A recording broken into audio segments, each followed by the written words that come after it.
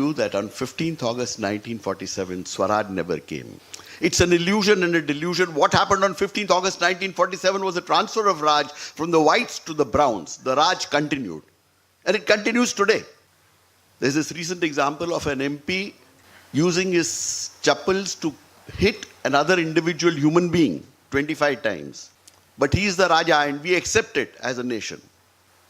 Without a murmur, we are saying, yes, sir, आप राजा हैं. हम 5 साल में एक दिन राजा होते हैं जब हम आपको चुनते हैं, उसके बाद आप हमारे राजा. I would say we don't have Swaraj. But people tell me, Mr. Gandhi, we have a democracy. How is it that you are saying we don't have Swaraj? We are the world's largest democracy, right? Democracy is rule of the people, for the people, by the people. Do you think it is your rule for you, by you? Then why do we call it a democracy? Question we must ask ourselves is, how are we the world's largest democracy? The truth, my friends, is that because we have a system of elections by which we are able to change leaders, governments, we say we are a democracy.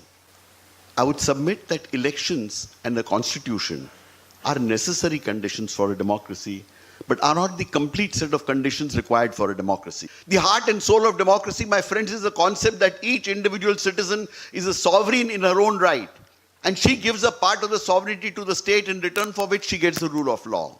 Sovereignty of the individual is the key basis of a democracy. In Hindi, we use the word Lokshahi. Lokshahi means logon ki shahenshahi. You, sir, should feel like a Badshah when you deal with the government.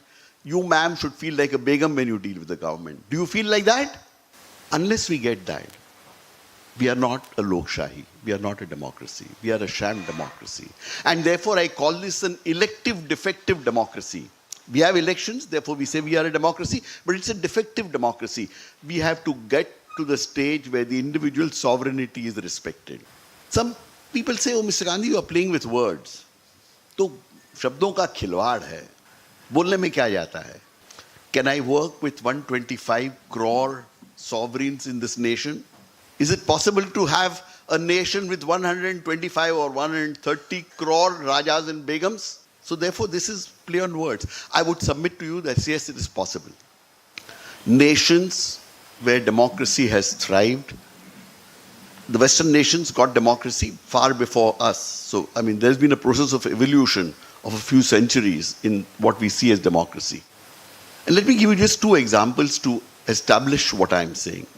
In fact, the concept of sovereignty of the individual is the basis of all human rights movements.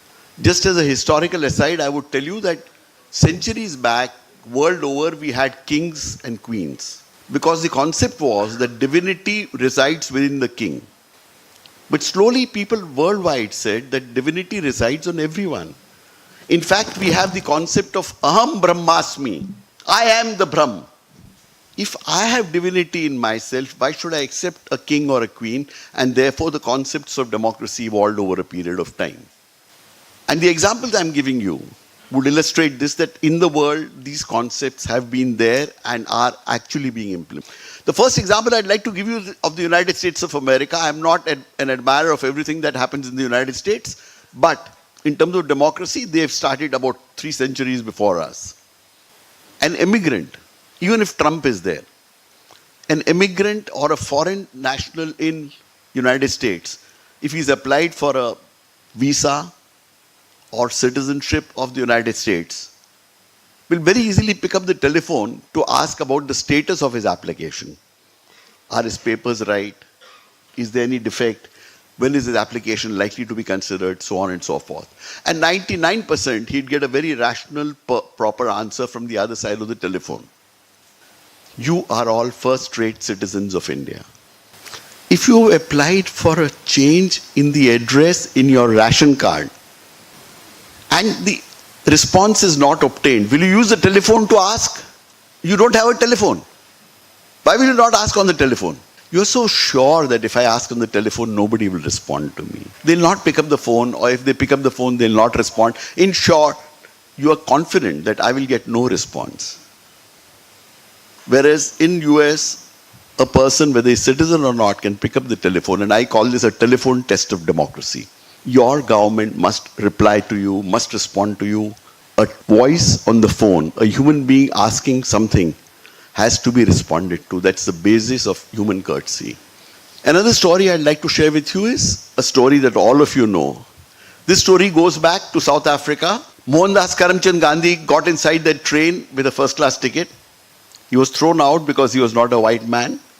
In the latter part of the story is something which most of us don't focus on. Mohandas Karamchand Gandhi sent a telegram describing what had happened to him. And in about 12 to 14 hours, a railway official came and put him on the next train. No mobiles, no internet, no technology. Today again, I'm not going to repeat the question. If you have filed a complaint with the railways, forget 12 to 14 hours, in 12 to 14 months you may get no response whatsoever. This is what is missed, and therefore I am saying response to the individual citizen, respect for the individual human being is a fundamental. Without that you can have no democracy, you cannot have better governance. It's just not possible.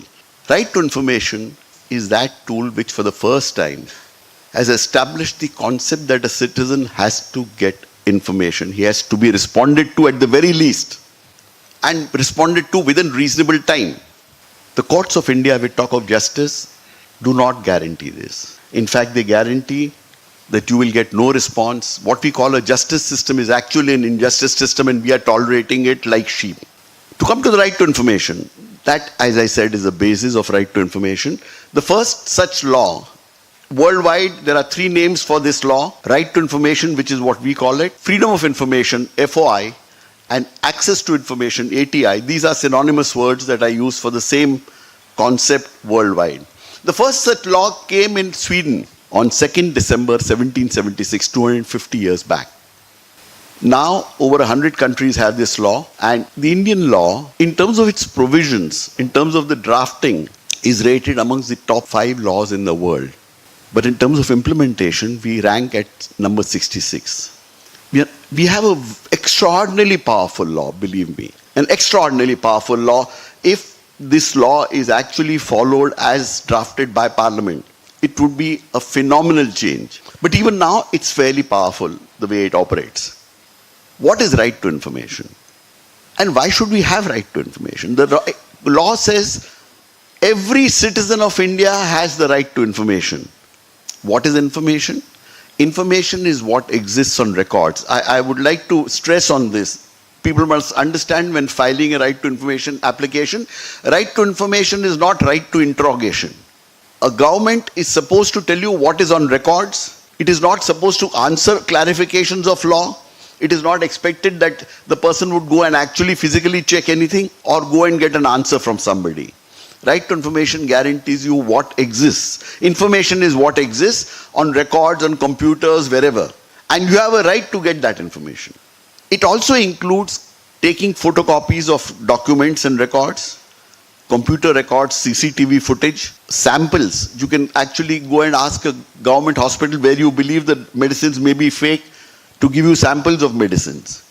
You can ask for the core of a road and get it checked out whether the road has been constructed as per specifications or not. You can ask for an inspection of the road with the municipal officer. If you feel a new road has been laid and it's poor, you can say, I want to inspect this road with somebody, and that is also part of right to information.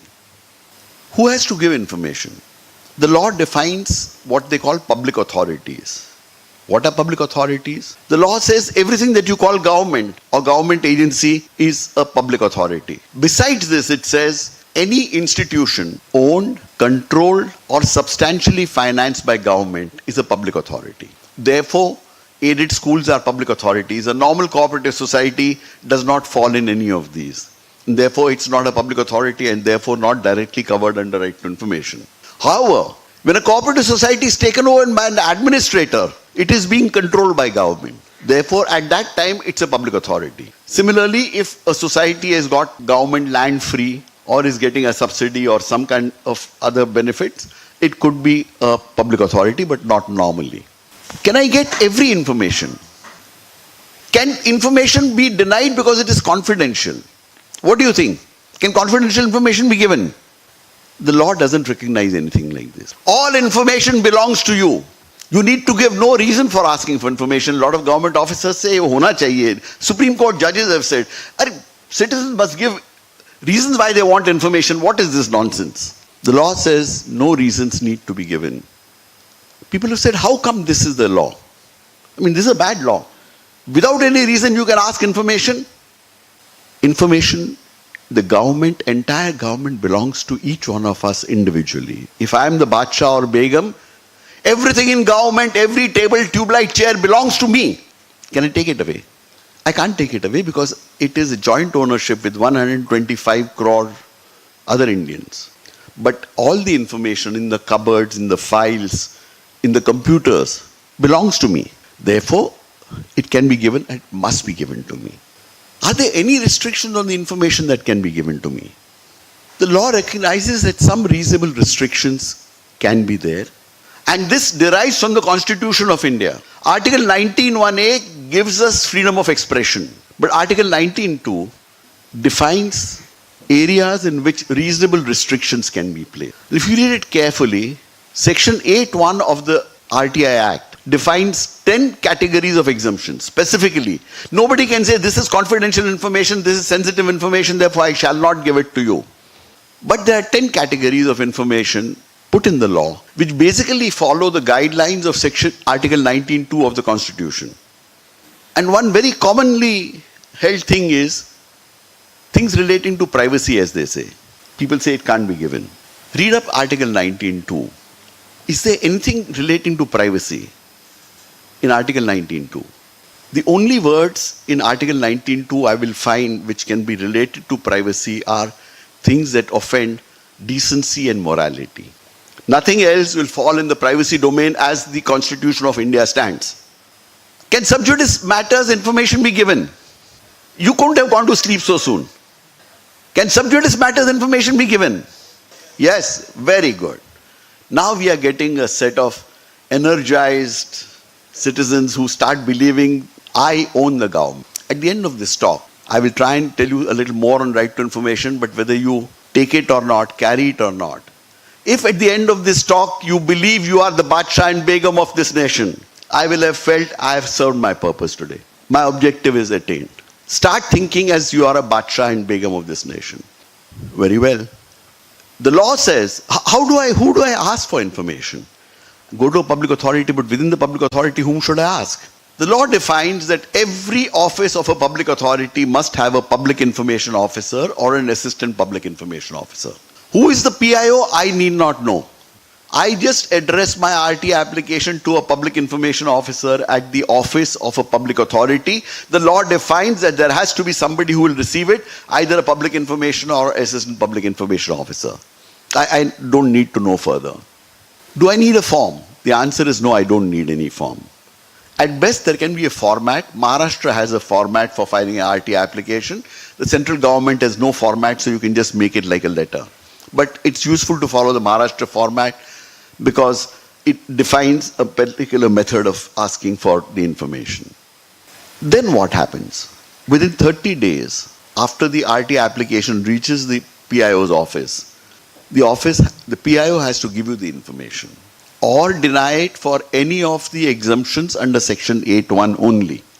Section 8(1) does not deny information that is for matters of sub judice. What are the kind of things that it denies, the kind of information it denies? Things that would affect the sovereignty and integrity of India. Things that would affect the defense of India. For example, the army is part of the public authorities that has to give you information. But supposing you said, I want to know the areas in which the army formations are there and their strengths. Obviously, this is information that would impact the sovereignty and integrity of India. It would not be given to you. Similarly, if you said you wanted some information on budget papers before the budget was published, that would be a breach of privilege of parliament or state legislature, and therefore it would not be given to you. These are specifically defined things. There is one interesting exemption in the law. It talks of information obtained in fiduciary relationship. Now, the beauty is, fiduciary is a term that most citizens don't know. Most government officers also don't know it. So very often, very often, they will reject it saying fiduciary. Citizen also looks at it saying fiduciary कुछ होगा, समझ में नहीं आता है. Precisely something like this was happening, and I'd like to quote this. Reserve Bank of India. When I was a commissioner, there were many cases where people were seeking information about the audit reports of banks, ranking of banks, recommendation given to banks, annual records of banks, and all of this Reserve Bank said fiduciary relationship. I held in a series of 10 decisions that these are not information held by RBI in a fiduciary relationship. What is a traditional fiduciary relationship? A relationship between a lawyer and client, a banker and customer, a doctor and patient. What are the characteristics of such a fiduciary relationship? The characteristics are that somebody gives information to someone with superior knowledge for his benefit. I go to a lawyer for my benefit and give information. I go to a doctor and give information for my benefit. The fiduciary is expected to act in my interest. He can act only in my interest. He is under a compulsion not to share this information with anybody, but on the other hand, the reverse is not true. I can get a legal opinion from a lawyer and go and share it with 10 other people. I can get an opinion from a doctor and share it with 10 other doctors. Fiduciary is a one-way relationship. RBI got a stay on all of these in the high courts. The matter went to the Supreme Court. And the Supreme Court, in an outstanding decision, said all this is not fiduciary. Therefore, information has to be given. The rest is, of course, a different issue. The Reserve Bank is today guilty of contempt of court. It is refusing to give this information. The most classic case of right to information I'd like to share with you, this happened sometime in 2006. 2005, 12th October, Vijayadashmi was the day. It was a very important day. The RTI Act became implementable across the nation. 2006, there was a young boy from rural Maharashtra, small village. He came to Mumbai looking for a job. While he was staying with a chacha who was in one of the huts in a slum, going around contacting relatives, friends, saying, find me a job somewhere. As he was going around, there was an RTI workshop being held in the Basti. I've held RTI workshop, not my RTI workshop, but I've held, and others have held RTI workshops in Bastis, societies, clubs, wherever you tell me. To us, it is like a Satyanarayan ka katha, sharing with it, except we don't charge. And the prasad we expect is that people will file RTI applications and become active citizens. So this RTI workshop was being held in his Basti. He also sat down, he had nothing to do, understood what is information. Information is what exists on records. Who has to give information? A government office has to give information, public authority. Who should I address it to? Public information officer. He understood all of this. And that there's a format for Maharashtra and that he must take a 10 rupee court fee stamp and stick it on the RTI application, that's his fee. For the central government, incidentally, the fee has to be paid by an Indian postal order of 10 rupees. Don't stick it on the paper, attach it. For Maharashtra government, the most convenient thing is a 10 rupee court fee stamp stuck on the application. He understood all of this. Then he moved on. Few days later, he got a job. Then he needed something that all Indian citizens do, particularly those who are in slums, the poor. Proof of identity, proof that he exists, a ration card. So he went to a rationing office, filled up the form, gave his application. As he was going out of the door, the peon accosted him at the door and said, आपको ration card चाहिए क्या? He said, हाँ भाई, त्यासाठी तर form भरला. The peon said, चाय पानी लगेगा. So this young boy, 21 years old, 7th standard pass, said, ठीक है, आपको चाय पिला दूंगा. So he said, चाय पिला. So he said, तो फिर चाय पानी का मतलब क्या होता है? He said, 2000 रुपया लगेगा. And this young boy, without batting an eyelid, said something that always makes me feel very proud. He said, मैं घूस नहीं दूंगा. I shall not give a bribe. Peon shrugged, coming from a small village, this idiot doesn't know Bombay में कैसे आटा पानी चलता है, कुछ पता नहीं है, and ऐसे ही बोल रहा है घूस नहीं दूंगा, काम कैसे चलेगा? बड़े बड़े अच्छे लोग यहाँ पे बैठे होंगे जो बोलेंगे घूस दिए बिना तो काम नहीं होता है, हम तो देते हैं भाई, जब जरूरत होती है तो क्या करें? But this boy said, I will not pay. He carried on doing his job, and he found out from others in the Basti and found that everybody was paying about 1800, 2000 rupees and getting their ration cards in about 40-45 days.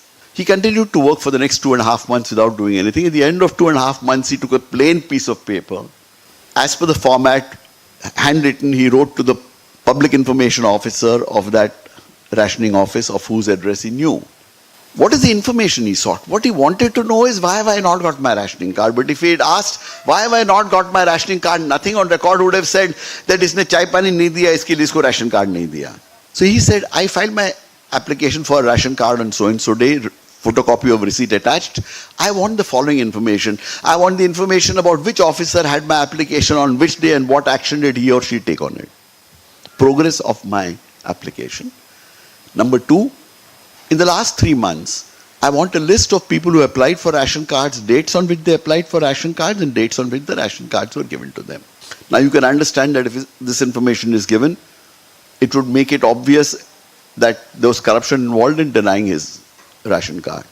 Next day, the peon came to his house and said, "Aapko saab ne bulaya hai." He went to the rationing office, and the officer said, "Arey, आइए, बैठिए. अरे इनके लिए उनका ration card ले आओ और एक कप चाय और एक गिलास पानी लेके आओ." He did not give chai pani, he got chai pani instead, and I believe the cup of tea represents respect to the individual sovereign citizen of this nation. That is what it represents, that is what it energizes. Lots of such stories are there, lots of them. But why does a government officer have to give this information? क्या जबरदस्ती है, बहुत कानून है, कानून तो कोई पालन नहीं करता है. The reason is there is a specific provision in this law which says that if a public information officer without reasonable cause does not give information, he or she is likely to be penalized 250 rupees per day with a maximum cap of 25,000 rupees. That is the teeth of the act which makes the law work.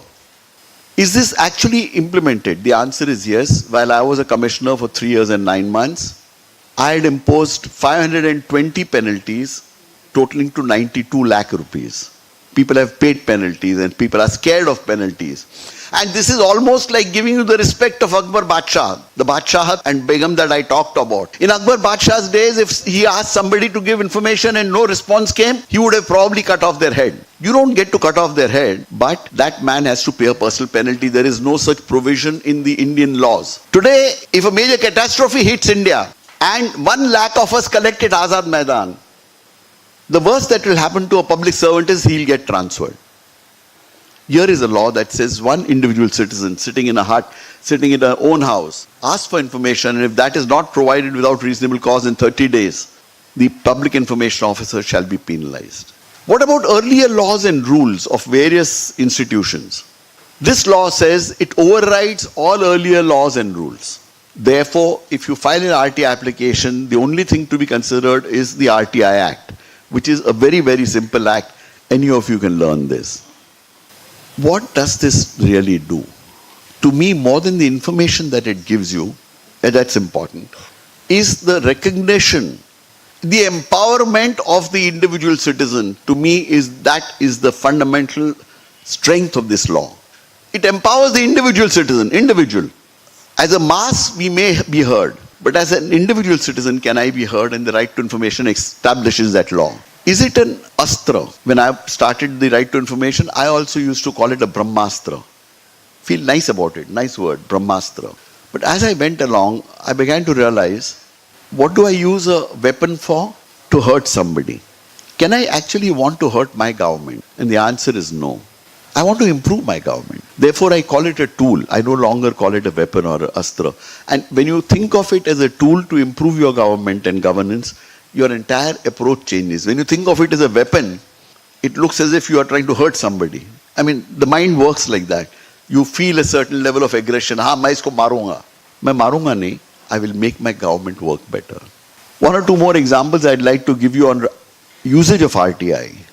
In 2006, one fine day in the morning, I saw a news report in Times of India. On page 1 was a photograph of ladies who had taken out a morcha the earlier day at Marine Drive, protesting about a police constable, Sunil More, who had raped a minor.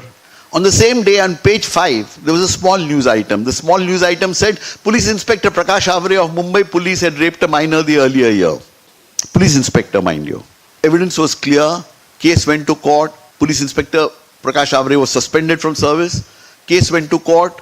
They couldn't show adequate evidence, so he was discharged in the absence of adequate data. And this report said Police Inspector Prakash Avre was reinstated back in service. His suspension was revoked. When we read of such things, our blood boils. The only thing I know is right to information. So I said, I'll file a RTI application. I only asked for a copy of the letter revoking Prakash Avre's suspension. The public information officer rejected it, went into a first appeal. The first appellate authority said, Mr. Gandhi, what can we do? The court let off Prakash Avre. I said, I just want the letter by which Prakash Avre was reinstated. Either Prakash Avre was first framed, in which case some action should be taken against whoever framed him. And if he's actually raped a minor and all the evidence is clear, you're putting him back in service. It is unacceptable. And I want the name of the officer who sanctioned putting him back in service. 20 days later, I received a response from the police saying Police Inspector Prakash Avre had been dismissed from service. That is the power of right to information, that any one of you, each one of you can exercise this and get similar results. It's not difficult. Will it happen every time? The answer is no, it won't happen every time. It doesn't happen. It should happen. My own analysis is people also develop strategies. They don't want to give you responses. They have things that go round and round and round. My rough analysis is in about 30-35% of the times, this works. Something in the government changes even a little bit, perhaps. At times they may not even give you information. They may not lead to any result. But in about 1/3 of the cases, there is some small change that happens in government. Even if a person has done something wrong, he defends himself, doesn't give you information. But the next time around, he says, "Arey koi RTI mein puchega, abhi samalo." So it has some positive impact. Before the RTI Act came, we were at 0%. 1/3, about 35%, we pass in a lot of exams with 35%, don't we? Our democracy will start passing at 35% level also. And from there, we can think of a second class, maybe a first class distinction, topping the world as the best democracy in the world. That's a possibility. That's something that you only can do. Nobody else can. Changing India is a responsibility that only Indian citizens can discharge. Nobody else will do it for us. A survey of mine shows that almost all Indian citizens crib for about 5 to 6 hours every month about what is wrong. ये रास्ता ठीक नहीं है, ये police हफ्ता लेता है, police commissioner ऐसा करता है, वो मिनिस्टर वैसा करता है, पहले वाला प्राइम मिनिस्टर बोलता ही नहीं था, अभी का बहुत बोलता है, and so on and so forth. Will it change anything? Can it change anything? Then why do we crib? I would submit, if cribbing is good for your mental and physical health, maybe it's good exercise. Do that for about 4 hours every month, 2 hours each month. Take time out to say, I will figure out some way of making a change in the governance of this nation. It's very important. I will do something to make a change in the government and governance of this nation. Not just my own personal crib. When you read something in a newspaper, when you see something happening wrong, something about which you are very concerned, issue is yours, not anybody else's issue. Individually, in a normal matter, maybe a lot of things I got to agree with my wife on. On this, you are individual. Whatever you think is important. But say, I'll make that effort. 1 RT application a month, it will not take you more than 45 minutes to 1 hour of your time, maximum. Post it. Should you go and meet a PIO? My submission is don't. Don't ever go and meet the PIO. You are not a beggar. You are exercising your right. You are establishing the sovereignty of the individual citizen. Send it by speed post. Relax. In case you don't get a response, file an appeal. There's a simple process for appeal. You don't need any lawyer. Any individual can use this law. Do this. Apart from which, my, again, submission and request is, spend an hour with some friends discussing about how the governance can be improved, not what is wrong with the government and governance. We all know that. We can all feel very nice saying, ये बदमाश है, वो चोर है, ये corruption है, देश तो ऐसा ही है, भ्रष्टाचार है. But who will correct it? It is only the Badshahs and Begum of this nation who can correct it. There is nobody else who can correct it. Patriotism, my friend, is not merely applauding when India wins a cricket match. It's nice.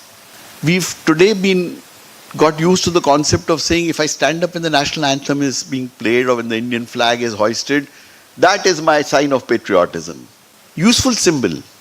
Patriotism has to be something deeper, my friends. It has to get in your bloodstream where you feel, I need to make a change in India. I, the individual sovereign citizen of this nation, need to make that change. I, the Badshah or Begum, because the Badshah or Begum has responsibility. Badshah or Begum doesn't abdicate. If India is not good, we are responsible. I individually am responsible. You individually are responsible. And you can make that change. Sometimes people say, Shailesh, we tried, हमने try किया, नहीं होता है कुछ होने वाला नहीं है इंडिया का.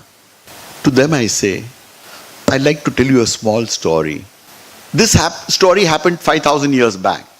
It was evening and people had collected on a beach to watch the sunset. Watching the sunset is a beautiful sight. You have gold, yellow, orange, red, blue sky, wisps of clouds, golden, grey. So these people were watching the sunset and the sun was setting. The sun went down, down, down, until the last core of the sun could be seen, and everybody said, next 2 minutes, and it will be sunset. That was Amavasya that night. People watched 2 minutes, 5 minutes, 10 minutes. The sun didn't go down. Everyone panicked. Something's going wrong with the world. Nature is changing. Maybe the world is coming to an end. Started running, screaming. One little girl of 6 years old picked up adequate courage and said, Lord Sun, why are you not sitting? We are all scared. The sun said, today is Amavasya. And I feel concerned because once I said there'll be complete darkness. And that is a matter of concern to me. There was a little lamp with a little bit of oil in it. And this lamp said, Lord Sun, give me a spark and I will light up. And if I light up, even if one lamp is lit, there cannot be complete darkness. The sun gave the spark to this little lamp. The sun set. And this little lamp gave its spark to many other lamps. And that, my friends, was the first Deepavali. You individually can make that change. Do not depend on others. Take it as a responsibility for this nation, a sign of your patriotism. Use right to information, use your rights, learn you are responsible for this country, and we will have a better nation. Last, I would like to end with a slogan that I'd like to share with you. This is a slogan that goes on every email of mine. Mera Bharat Mahan, we quite often say and write and talk about. Mera Bharat Mahan. But most of us don't believe it, do we? Therefore I say, Mera Bharat Mahan nahi hai. Mera Bharat Mahan nahi hai, par ye dosh mera hai. I, the individual sovereign, am responsible. Thank you very much, ladies and gentlemen.